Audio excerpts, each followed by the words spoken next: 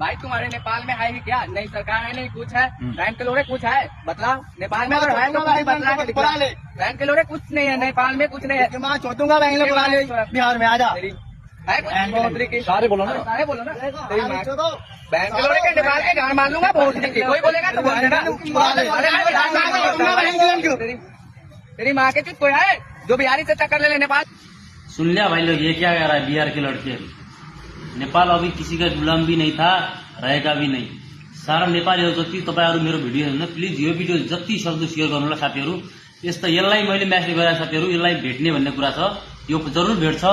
यो कहाँ यतातिर बस्छ, दिल्लीतिर, म दिल्लीतिर बस्छु। के अरे यो बिहारको मान्छे हो, बिहारमा भन्दा बिहारमा छु भन्ला यसको लोकेसन म पत्ता लगाउँदै साथीहरु। यस्ता मान्छेलाई गाँड हान्ने हो साथीहरु। जति नि मेरो साथीहरु हेर्दै हुनुहुन्छ यो भिडियोलाई हैन उहाँसम्म पुर्याउनु होला, नेपाल सरकारसम्म। नेपाल सरकारलाई कसरी धम्की दिइरहेछन् यिनीहरूले त्यो कुरा हो कि हामी नेपालीहरूले हैन यस्तो देख्दाखेरि यस्तो हामीलाई त अलग लागिहाल्छ हैन। तर म चाहिँ नेपालको बारे लड्ने मान्छे हैन, अझैले लड्ने छु। यस्ता झाडेपातहरू देशीका मान्छेहरूसँग त अझै लड्ने छु म। साथीहरु तपाईहरु सपोर्ट गर्दै गर्नु होला।